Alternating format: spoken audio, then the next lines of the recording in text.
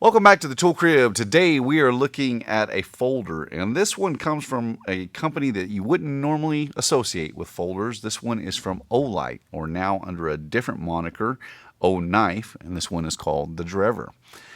So before we get into this knife, I want to show you some of the accessories that come with it. So the first thing they include is this little microfiber cleaning cloth emblazoned with the OKnife logo.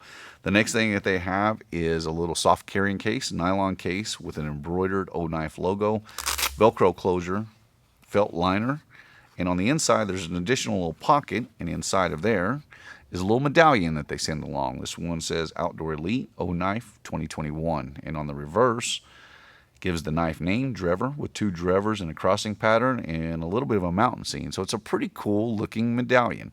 Now it'll be interesting to see if in future releases of different knives if they don't include a medallion for each one of their releases. Let's get into the OKnife Drever.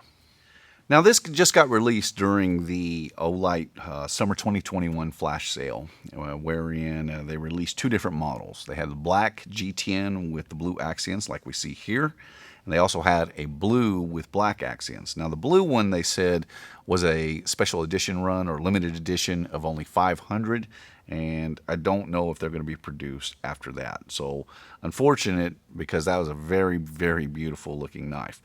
But nonetheless, they're both sold out. I mean, they sold out incredibly quickly.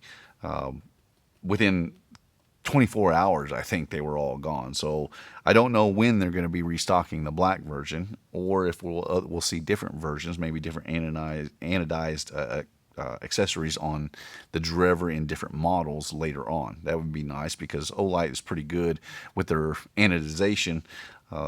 Like their orange, that would be pretty cool, a black on orange model. So when I first took this out, and I've only had this, keep in mind, I've only had this for a few hours and just being able to play around with it a little bit. So this is going to be more of a general overview. Once I have an opportunity to use it more long term, I'll give you some more thoughts on what I think of this knife. But for now, we'll just do a general overview. So the first thing that struck me when opening this knife up or taking it out of the package was how incredibly lightweight it felt. So this one comes in at 3.42 ounces or 96.9 grams. Now I have it in at a little bit heavier than that, just barely. I think my scale had it in at 3.44 and 97 grams on the money. So they're right in my scale is probably the one that's off. The weight is something that really stood out to me. It's just amazing to me how lightweight it felt considering the size of this knife. The next thing that caught my attention was how smooth the action is on this flipper. It is really, really quite smooth. A knife that it reminded me of is another one of my knives is this ZT 0470. Now the ZT, I want to compare it against this one for a couple different reasons, because you can kind of see that this is really the size range of knives that I personally like. Now the ZT was one of those impulse buys that I bought in a knife store. I should have bought it online. I could have saved about $30, but it was just one of those, you ever pick up a knife and you say, ooh, I like that. And so they ended up getting my money. But I wanted to show that because of the smoothness of the ZT and the size of the ZT. Now, I wouldn't say that this Drever is on par as far as the smoothness of the ZT, but it's very, very, very close. This knife is incredibly, incredibly smooth action, more so than I was expecting from a knife, especially for the first go around. It's really well done. Now, a couple of things that we're going to highlight here. I want to illuminate this. This has stainless steel liners, and you'll notice, if I can position it correctly, that the liners themselves are skeletonized. Now that accounts for some of the weight drop, or the unexpected lightweightness of this, if you will. Having that frame, or excuse me, those liners skeletonized really dropped the weight down on this one quite a bit. The next thing is, upon further inspection, they're actually, if I can get this to illuminate properly, you can see that there's no solid washers in there. They're utilizing ball bearing pivots, and that helps to make the action on this very, very smooth. And the detent doesn't seem to have any noticeable friction to it either. This knife closes incredibly smoothly, opens incredibly smoothly. It's just very well done for their first go around. Now, the knife length on here, they call it out as 3.49 inches, but I think they're measuring from tip to edge of frame. I get it in for the cutting edge at almost exactly 3 inches. So again, this is more of the size category that I like my personal knives. And it's a lot of it has to do with I have a little bit larger hand, and so this knife fits me a little better than some of the smaller versions. Now, for most people, they would probably prefer a knife that's a little bit shorter, maybe 2 3/4 on the blade, maybe 2 1/2.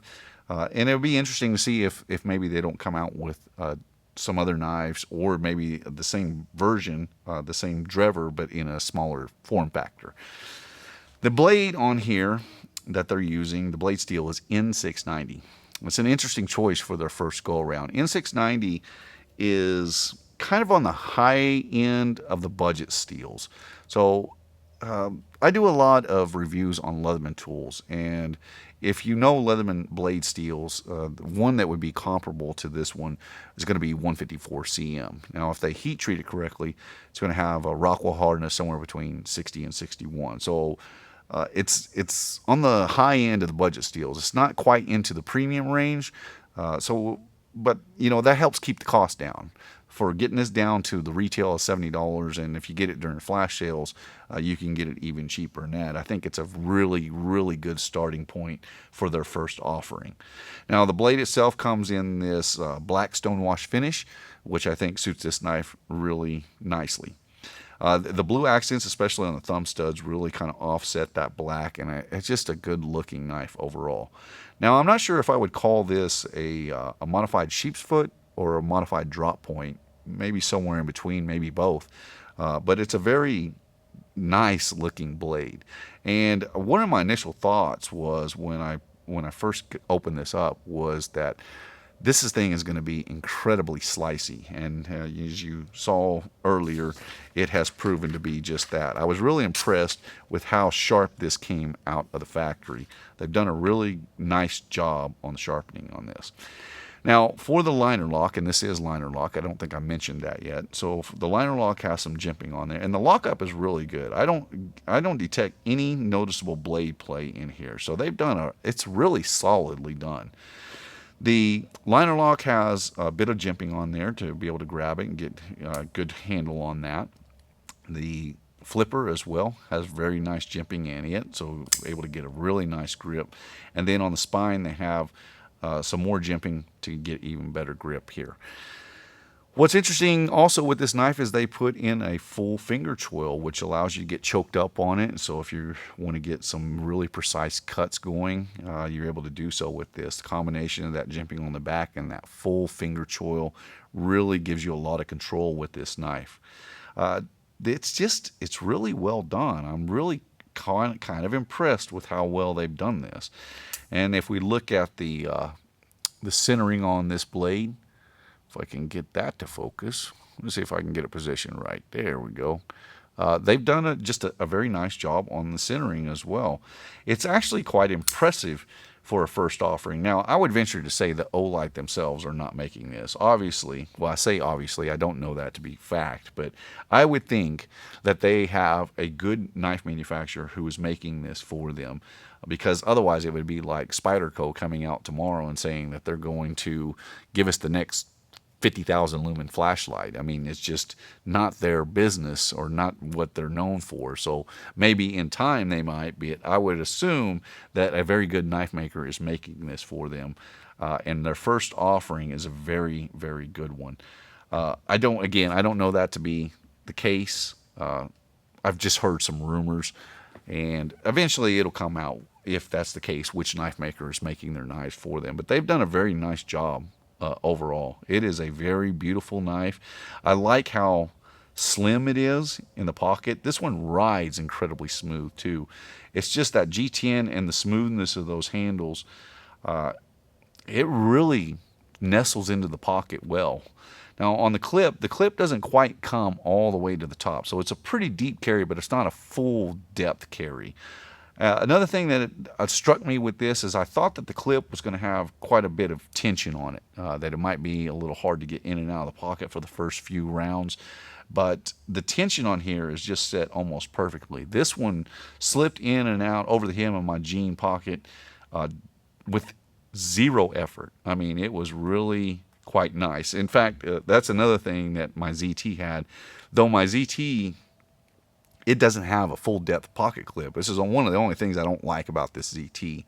This too has the same type of spring tension where it's just set perfectly, where it just slips in and out of the pocket with zero effort. So this is the OKnife Drever, and it is a very, very good knife for their first go around. And in that budget range, which I still consider $70, especially as knife steels just get higher and higher and higher, that $70 range is a really good budget steel price. I personally like the overall size of this one. I know that a lot of people will definitely want something that's a little bit shorter, but this one actually suits me just fine. Now, I'm going to be daily driving this for a while, and hopefully I'll be able to get back with you. I got a little fly that doesn't want to leave me alone. Hopefully I'll be able to get back with you here in a couple weeks, and I'll give you a more in-depth view of this and to let you know how I have liked carrying it. Well, my name is Ben. You've been watching the Texas Tool Crib. I appreciate you watching. I'll see you in the next one.